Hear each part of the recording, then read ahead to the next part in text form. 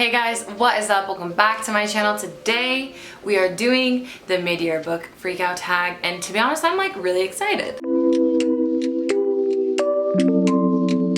So I've got a lot of books here. I decided that I was going to physically show you the book if I had it because I hate editing in pictures of the book after because I'm just really lazy. So I'm really excited to get started. I just wanted to say before we do so, of course, as always, as in the last couple of videos and as in all the videos going forward from here on out, I will be including links and to petitions and more information about the Black Lives Matter movement and where you can donate and support and sign petitions, please and thank you. Okay, and don't forget to check out my social medias if you want to see what I'm up to on a day-to-day basis, and if you feel like you're lacking information on the Black Lives Matter movement, I've been sharing it all, like everything I can find and everything I see, I reshare or share it on my Instagram story and I retweet on my Twitter. So you can follow me there, it's just at Kendra Cus on both platforms.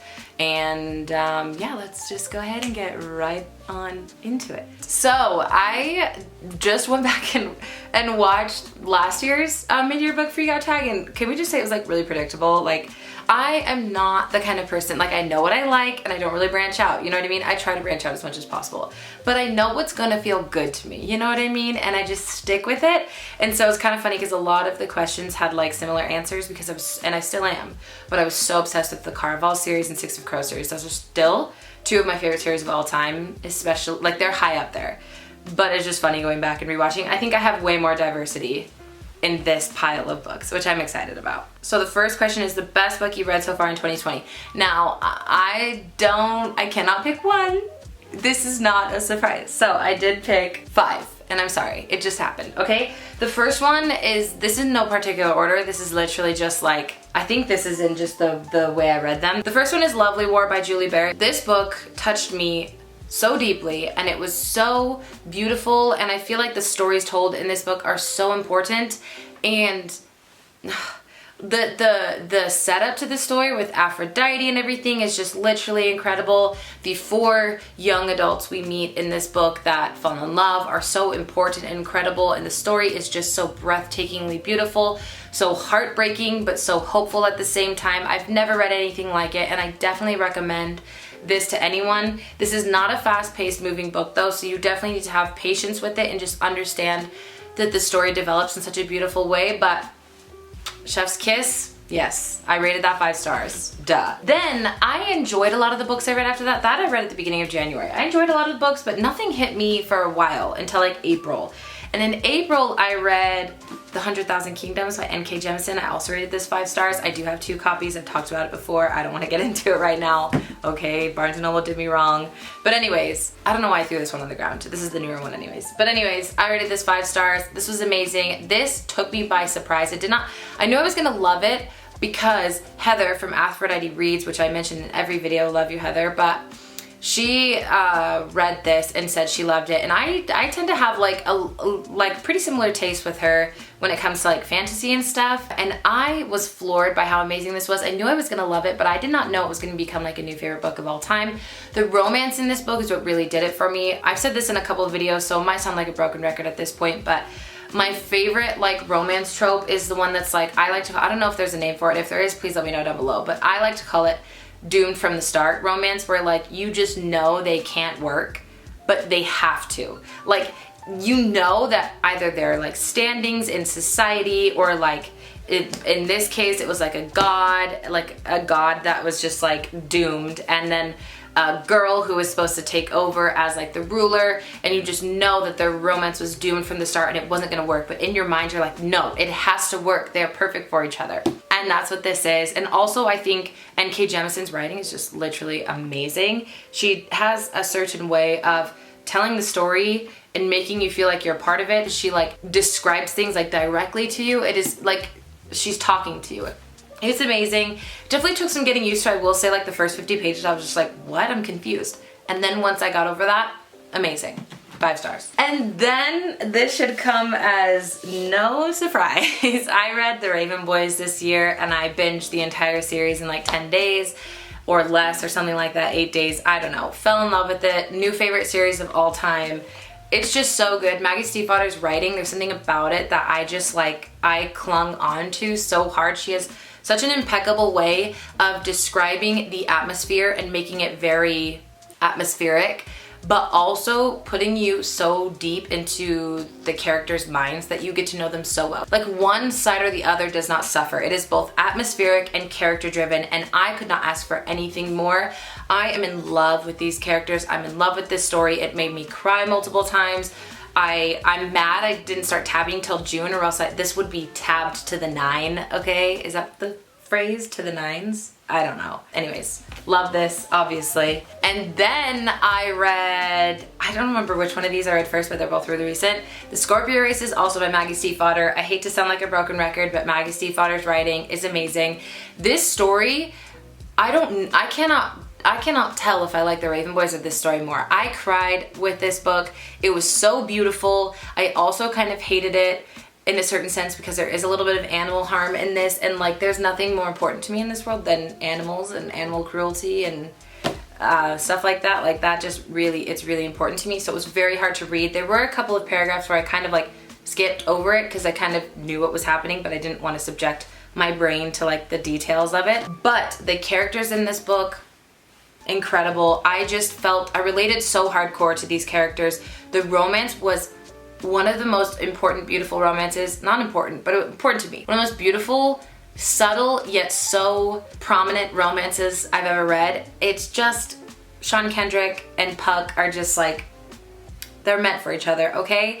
And the only thing I will say is this does end like leaving you just slightly unsatisfied, like you kind of want a little bit more, but I think that's also kind of the point of the ending. So I think Maggie Stiefvater killed it. That's all I gotta say. And this is an old book. This is from 2011. So I'm just, you know, I was late to reading it, but it's fine. And the last book, I know this question has gone on too long and I apologize, but the last book is Bringing Down the Duke by Evie Dunmore. Please read this book. Like, I honestly, like, let me know if you're interested. I kind of want to just send it to you on Amazon because like, I am trying to shove this book down people's throats. In fact, I saw the other day that Janella Angelis, which if you don't know who Janella Angelis is, she is the author of the book that's coming out in August called Where Dreams Descend. I read an arc of it, it's amazing. But she put this on her Instagram story and said the like yearning and longing in this book is unmatched, like with any other book, and 100%. This is another one of those books where it's like doomed from the start. You know they're not gonna work out, but they have to. Like, they are so in love, they're so perfect for each other, they have to work out, okay? That's exactly what this book was. I have never felt a romance so deep. Like, it had been a long time since I felt a romance so deep. And I will say, in these books that I mentioned, obviously some of their romances are some of my favorite romances, but because this is a romance book, it is a historical romance, it focuses on the romance way more than like any of these do. And so I did get more romance from these two, and that's why I'm saying these things. But anyways, if you don't know what this book is about, it's about Annabelle, who kind of gets a scholarship to go to Oxford through this like women's suffragette movement. And so she takes part in this feminist movement as well as going to Oxford. One of her tasks is to lobby important men to get them on their side to do away with an act that basically makes women property of men and also makes women unable to vote. This takes place in England in like 1879. And so she, of course, tries to lobby the Duke of Montgomery. His name is Sebastian. He's amazing. He's one of my favorite people ever. She's one of my favorite protagonists ever. Chef's kiss, so amazing. Their romance is incredible. I feel it so deeply. And anyways, I've been talking about the same question for way too long, so let's move on. Best sequel you read in 2020. So I feel like I honestly haven't read a lot of sequels, but I'm gonna say The Dream Thieves by Maggie Stiefvater, just a sequel to Raven Boys. I feel the same way about the entire series. Like, somehow it just kept getting better. I don't know how. So I want to say that in general, the sequel and the all of the following books of the Raven Boys are the best sequels I read in 2020. And also Ruthless Gods by Emily A. Duncan. As you can see, this is tabbed to the 9s. Is that the phrase? I just used it again, I don't know. This is so good. I felt this was way better than Wicked Saints, and I also really liked Wicked Saints, so that was amazing to me. It is so good. The romance in this is another doomed from the start romance. You guys, you see a trend here? I don't know. So good. Definitely my favorite sequel that I read. I technically did read this last year. I will say I read an arc of it back in October, but I did reread it last month in May for an overhyped book club that was supposed to happen but kept getting canceled, and I hope it still happens, but I'm not sure. So that's why I'm including it, and it did release this year, so I'm including it this year. And then the next one I don't have physically because it is an arc I read, and it is The Damned by Renee Ahdieh. This is the sequel to The Beautiful. It was very, very good. I loved it very much. I will say I do love the first one a little bit more. The first one's a 5-star and this one is like a 4.5 star. But I got kind of everything I wanted out of it, and she totally made some twists and turns that completely were unexpected to me as well. So I did really enjoy it, and it definitely was one of my favorite sequels, and probably these are the only really sequels I've read this year, so at least I'm not being disappointed by sequels. Oh, there actually was one I was disappointed by, but we'll talk about that in a second. New releases you haven't read yet but wanted to. I don't feel like there's a lot that I can think of, but the most important one right now, which I'm hoping to read this month or within the next couple weeks, is, okay, can't hold it, A Song of Wraiths and Ruin by Roseanne A. Brown. And I am very excited for this. I heard that the romance in this is amazing. It's a hate to love, yes. They kind of have to kill each other for reasons that are important to their own personal cause. I think Malik or however you say his name, I'm saying Malik because of Zayn Malik, because of One Direction, because I've been a 1D girl for forever and I can't get that out of my brain. And anyways, so Malik, and then the girl's name is Karina, which is my mom's name, and it's spelled the same way as my mom's. Usually, I don't know, a lot of people don't spell it that way. But anyways, she needs to protect her mom or bring her mom back from the dead or something like that. Yes, bring her mom back from the dead, and Malik needs to kill her in order to save his sister. So they both have really important motives, but then they obviously fall in love. I'm really excited for this. I've heard it's a very great young adult fantasy, and I feel like I've been a little disappointed in young adult fantasy lately. Not a lot disappointed, just a little bit, so I'm excited. I'm excited. And the next one is Get a Life, Danny Brown, which actually doesn't come out for 2 days. The day I'm filming this, 2 days.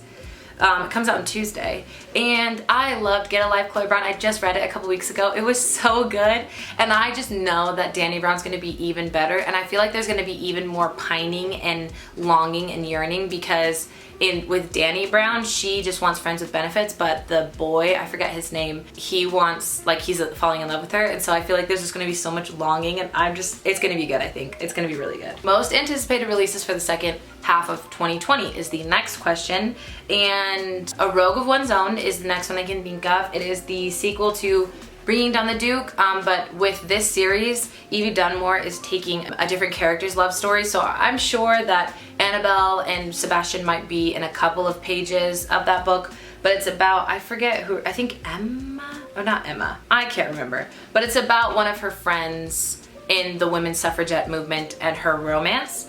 And then the next one is Take a Hint, Danny Brown, as I was just talking about. It's such a good book, and I really like the way Talia Hibbert's writing. Like, it's just really good, so I'm really excited for that. The next one I'm sure we're all excited for, except for some people I think don't like that there's another book, and it is How the King of Elfhame Learned to Hate Stories. Y'all, I'm so excited because I really love Cardan's, like, personality.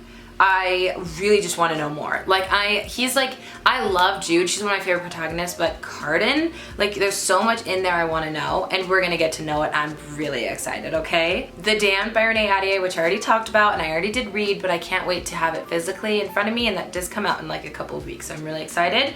And then the next one and the last one is The Silvered Serpents by Roshani Chosky. This is the sequel to, what is that book called again? The Gilded Wolves. I don't know why I couldn't think of it.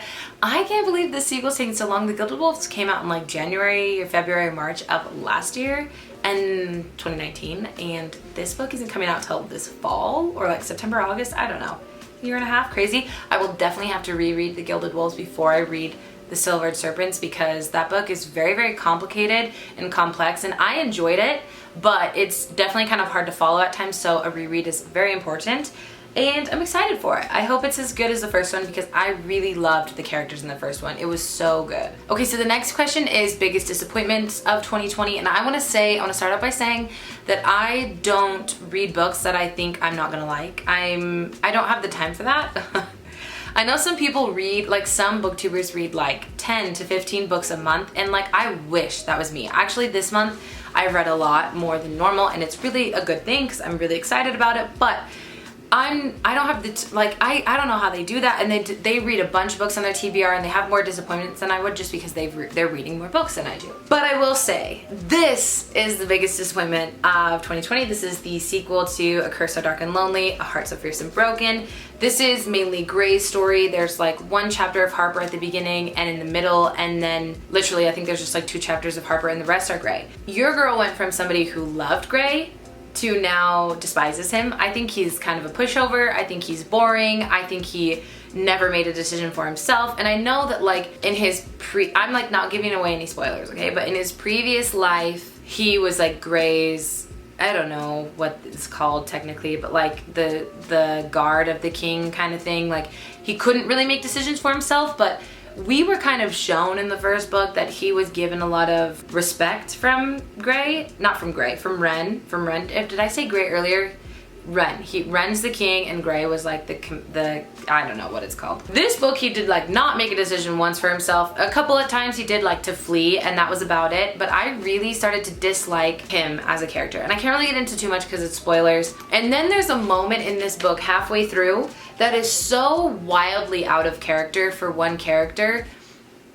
That's when I instantly was like, I am done. Because up until that point, I had actually kind of liked this, but that moment that happened was so wrong to me that I couldn't get past it, and then I just didn't enjoy it the rest of the way through. I will say, the ending of this book made that middle scene that I was just talking about make more sense, although it was still not good in my opinion, but it made it make more sense. And it made me have faith in the third and final installment of this series, but I'm not impressed by this, and I'm not hopeful for the third one. I do think it might be good, but I'm not like setting my hopes up on it, you know? And then the next one is The Invisible Life of Addie LaRue by V.E. Schwab. I'm only including this because I did have a lot of high hopes for it, and it was my first V.E. Schwab book that I've ever read. I do want to read more of her books. In fact, I have the first book of Vicious, and then I have the first 2 books of A Darker Shade of Magic that I do hope to read at some point. But I did not enjoy The Invisible Life of Addie LaRue. I gave it 3 stars. I don't think it was a bad book, but it just wasn't meant for me or made for me, and it wasn't the kind of book, I don't know. I had a lot of high hopes for it, and I did talk about it in my last wrap up, so I don't want to get into it too much, and you can just, I'll put that right up here right now, and you can click on that and go check it out. I do see why a lot of people like it, and I do know that a lot of people are gonna like it. It just wasn't for me, so that's all I gotta say. Okay, the biggest surprise is, let me grab the book. I have 3 books. Biggest surprise, that one of the first ones is House of Salt and Sorrow. It's not that I thought I wasn't gonna like this, I just had no idea what to expect. I had a lot of friends who did really like this, a lot of friends who thought it was spooky and thought it was really good still, and so I didn't know what to expect. I went into this like blank-minded, and I was like, let's just see what it has in store, you know? And I loved this so much. I thought it was so unique. I'm looking for more stories like this that are like, have a little bit of romance, have a strong female protagonist, and also have spookiness, because I love a little bit of eerie, a little bit of spookiness, give me a little bit of that. I really love that, okay? It gave me just the best vibes, and I was really here for it, and I want more stories like it. And then the other books on this list, I have 2 more books on this list. One is Bringing Down the Duke by Evie Dunmore, and I'm gonna talk about this probably a couple more times on this list. I'm gonna try really hard not to. But I just had no idea what to expect. I knew it was a historical romance, and that's about all I knew, and I was really excited to get into it, but I didn't know what to expect because I haven't read a bunch of romance. I have read some, just not a bunch, and I want to read a lot more actually. This kind of totally turned me on to reading more romance, but I fell in love with this, and it became a new favorite book of all time, so it just kind of shocked me, you know? And then the last book on this list is The Raven Boys. I thought I was gonna like this. I did not know I was gonna fall in love with this. I know I've talked about it already in this video before, so I don't want to get into it too much, but this was just definitely a big shock for me. In fact, like, I was like angry that people didn't like literally like put this book in my face and force me to read it, because like it was so good, you know what I mean? Favorite new author? I am not the kind of person who like stands authors. One, because like what's most important to me in a book are the characters, and I feel like almost any author has the potential to create good characters, whether or not they follow through with that, you know, whatever. But I feel like no matter what kind of writing style they have, every author has the potential to create a good characters or a good character arc or story. Obviously that's not the case with everyone, but I fell in love with Maggie Stiefvater's writing, as I talked about earlier in this video, with the Raven Boys and with the Scorpio races, and I plan to read Call Down the Hawk later this year, or actually within the next couple of weeks, hopefully. And I think that I just love her writing style. As I said earlier, she has this insane way of focusing both on the atmosphere as well as the characters, and like, that's all I could ask for. I mean, honestly, I felt like I was in the character's mind, and it helped me fall so deeply in love with them. Also, just like an honorable mention to Janella Angelis. I feel like she did a lot of similar things that Maggie Stiefvater does, but just in a different way. It definitely has the same vibe. Her book, Where Dreams Descend, has the same vibe as like The Night Circus, and I don't even mean like the premise and the plot, because obviously in the premise and plot it's similar, but also in the writing style. It's very, very atmospheric and like almost like hauntingly gorgeous. But it also focuses on emotions of the characters, and that, again, there's nothing more I could ask for. And another honorable mention to Evie Dunmore, because she wrote that romance with so much longing and pining and yearning and so much heartbreak that I had never fully been that enthralled in a romance like that before. And not even just like a romance genre book. I just mean in a romance in any book. Like, I had never been so sucked into a romance before. And so I'm excited to see what the next book that comes out this year has in store, because I'm hoping and I think it's going to be as good as the first. Newest fictional crush. I'm really picky. I can still love a romance and not like fully crush hard on the boy.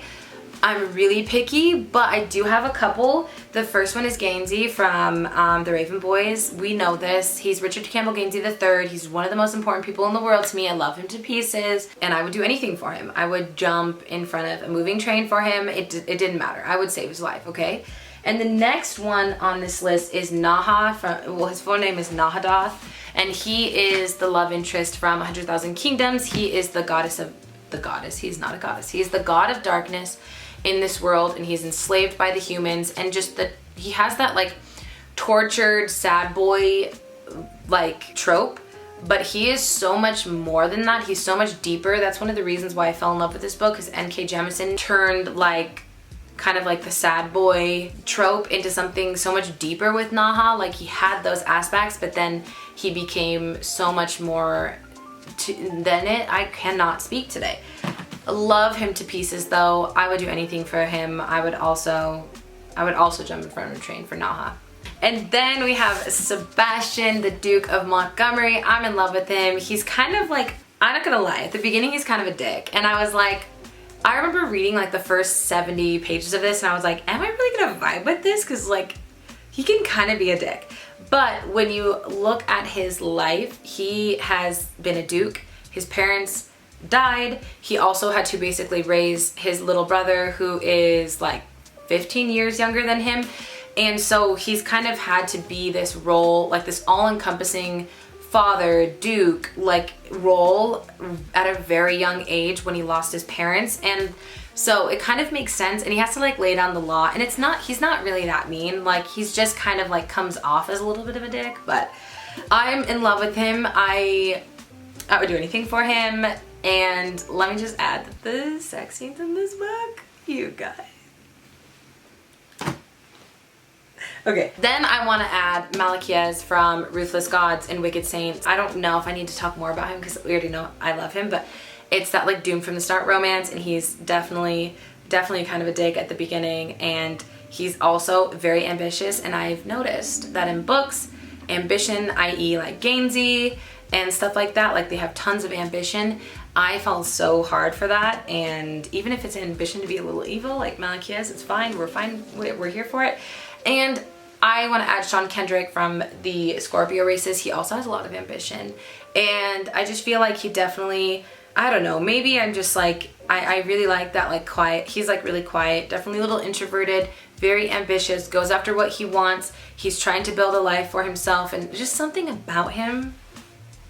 And he's in love with horses and his monster horse, Core, and just the relationship between him and Core, like, was so beautiful. Newest favorite characters, definitely my first favorite is Blue from the Raven Boys. Love her to pieces. She is very practical, but also fights for what she believes in, and she's very passionate at the same time, and I can respect that, okay, because we love a passionate gal, okay. I relate hardcore to anyone that's like that their motivation is based off of passion. And then we have Annabelle from Bringing Down the Duke. She's also very passionate and driven. She doesn't take crap from anyone. She just knows what she deserves and goes after it, and I love her to pieces. I never disagreed with anything she did in this book. She's amazing. And then last but not least, we have Kalia from Where Dreams Descend. So Kalia from Where Dreams Descend, she is a very, very strong protagonist. She's also one of those characters where I never disagreed with their decisions or their plans or anything like that. And I think as an older reader reading YA, sometimes it's very hard because you're reading these characters who are quite a few years younger than you and not as smart, kind of a little more naive. But in this case, Kalia was amazing. I love her, and she was very, very smart and very, very driven and knew what she wanted and went after it. And I said, girl, yes. Book that made you cry. I'm sorry, I'm not gonna talk about it too much, but Bringing Down the Duke made me cry. This made me cry like twice. Maybe 3 times. The very end made me cry. Then there were a couple of heartbreaking moments in this that really made me cry. And I gotta say, I'm not like overly emotional, but I definitely am a little bit emotional, but I don't cry a ton in books. The next book that made me cry was The Raven King, and I can't remember because I think that Blue Lily, Lily Blue also made me cry, but I can remember more crying in The Raven King, and we know why. There's a lot that goes down in this book, especially the ending. I was crying at the end. There's not really much else to say about that. Broken record, but the Scorpio races made me sob. I cried multiple times during this book, obviously more towards the end. There's a lot that goes down in a short amount of time towards the end, and it made me sob like a baby. This book is so good. And I felt it very deeply in my bones, okay? And then I just did a reread of Graceling. I have 3 different copies of this. Don't ask me why. This is like my original copy, I think. Actually, no, I bought a newer copy. My original copy is this one. And then I have a newer version of a paperback, which is a little bit darker of a green, and I tabbed it. This made me cry 3 different times, and I don't remember it making me cry when I first read this when I was like 15 or 16. But it made me cry big time. And Katza and Poe are 2 of my favorite people ever, but they've always been my favorite protagonists and love interests. Like, they've always been up there, so I didn't include it in this video for those questions because this, you know, this is from like 2008, 2009 or something like that. But this made me cry multiple times. And if you've read this, you know when I cried, okay? You know it. And even though I knew exactly what was coming, I cried. Also, this is the reason I named my cat Katza, because at the time it was my 2nd favorite book. My 1st favorite book at the time was Fire, which is the other one in this series, and it's still one of my favorite books. Still might be my favorite book. I'm actually currently rereading it, and I didn't want to name my cat Fire because that's the main girl's name in Fire. So I went with Katza because it's a way better name. Okay, so books that made you happy is the next question.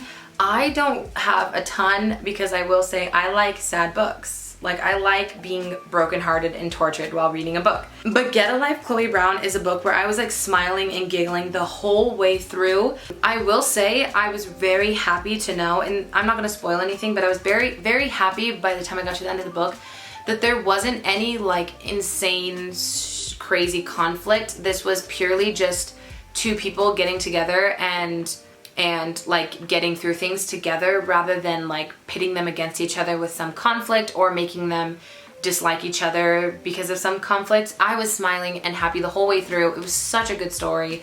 I rated it 4 stars. I really, really enjoyed it. And I definitely think it's a book that everyone will enjoy and it won't break your heart. So, okay, we love that for us. And then the next one was an ebook, so I don't have a physical copy, but it was Radiance by Grace Draven. This made me happy like the whole way through. There were a couple of sad moments, but for the most part, it was just a good story of 2 good people falling in love with each other, and it was so beautiful, and I was smiling and so happy. And when they finally got together, I was just so happy. Like, I loved it, okay? It was so good.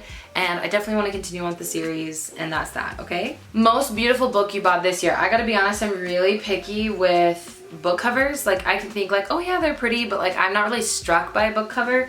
But I had to get my hands on the Waterstones edition of The Night Circus by Erin Morgenstern, and obviously I've read this, but I really think this is so stunning. I will say, I think the red black and white aesthetic is way more relevant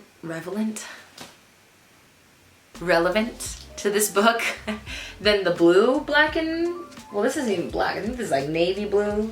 Like really, really dark navy blue, blue and white. But it's so pretty. Like the cover is so pretty. The blue sprayed edges. I'm a sucker for sprayed edges. Let's not lie. It's just so pretty. And I definitely want to reread this book. And yeah, I don't know. I don't really have any other books though. Because like I said, I'm really picky about like book covers, I guess. I don't know. And the very last question are, what books do you need to read by the end of this year? I have a very big list, not a very big list because I have a big TBR, but these are the ones where I'm like, okay, I really want to get around to this. So let me pull this forward. So the first one is Skyward by Brandon Sanderson. I don't know if I'm gonna love this, but I definitely want to give it a shot. And I've never read Brandon Sanderson before.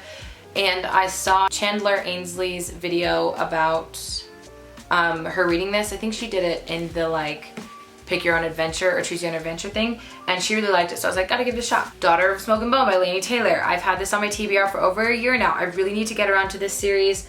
I think it'll be more my vibe than what's it called, Strange the Dreamer.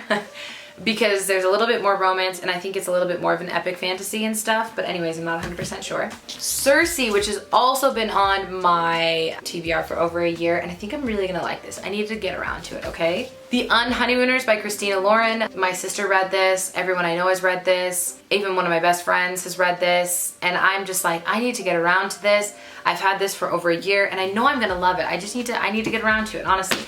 And I'm in the mood for romance since I've been reading more romance, so that's a good thing. Anna K by Jenny Lee. This is a retelling of Anna Karenina, and I think I'm gonna like this because it's like Gossip Girl vibes, and I'm like always here for that. Takes place in Manhattan, always here for that. Call Down the Hawk by Maggie Stiefvater. I need to get around to this hopefully within the next month. Hopefully the next 4 weeks I've read it, because I loved, as we know, I've loved all of her other books that I've read, because I haven't read them all. Next one is Muse of Nightmare by Laini Taylor, and as you can see there is a bookmark in there. I don't know if you can see it, but it's right there. I did get through like the first, first like 100 pages of this book almost. Nope, not 100, probably like 70 pages into this book. But I gotta be honest, I kind of fell out of love with it. I still think it's a really good book, but I definitely just like, I had gotten into reading slump, and I had just read Strange the Dreamer, and I was like, I don't want to lose the momentum even though I'm in a reading slump, so I picked this up, and I just don't think it was the right time. But I'm hoping to read this by the end of this year, and I love, why am I spacing on their names? Sarai and Laszlo. Sarai and Laszlo, their romance is so beautiful, okay? It's so beautiful. And then Mistborn by Brandon Sanderson is also a book high up on my TBR. I just bought this hardback edition a couple weeks ago, a month ago or so. I got a gift card for my birthday, and I wanted the hardback. And this intimidates me big time, but I'm hoping to really like it. So that's on my TBR for this year. And Dune by Frank Herbert, which is funny because this is definitely not a book I ever saw myself reading. I honestly didn't know anything about it until I saw the movie trailer. And, well, not the movie trailer, they didn't come out with the trailer. The movie photos with Timothée Chalamet and Zendaya is like one of the most important people in the world, okay? Let's not lie, she's my girl, I love her so much. And then I Googled, is there romance in Dune? And somebody responded like on some page, I don't know if it was Reddit or some other page, but it said, if there was no romance in Dune, it would basically just be a book about space worms. And I was like, so you're saying there is romance in Dune? And I think that the main character in Dune, who is Timothée Chalamet's character, and I don't know what his name is, Paul Atreides, is in love with one person but arranged to marry somebody else. And you know that's another Dune from the start romance. As long as there's a little bit of romance, I think I can get through this, okay? I just really want to read it before the movie comes out because I want to know what's in the movie, you know what I mean? And I love being like, ooh, that didn't happen in the book, or that's changed, so. Okay, you guys, that is going to be it. I feel like this video is way too long because I sometimes just can't stop talking when I talk about something I love. And so if you're still here, thank you. And if you have any other thoughts and opinions about the books I mentioned, let me know in the comments down below. I'd love to have a chat with you guys. As always, don't forget to check out my Twitter and Instagram if you'd like to see what I'm up to on a day-to-day basis at Kendra Cus. And if you want to see Bookstagram stuff, I do post like what I'm reading on there and some photos and stuff and mini reviews. It's at Kendra Cus Reads. So check it out there too. But I'm gonna let you guys go. Have a great morning, noon, evening, day, night, whenever happens to be that you're watching this, and I will see you in my next one. Bye.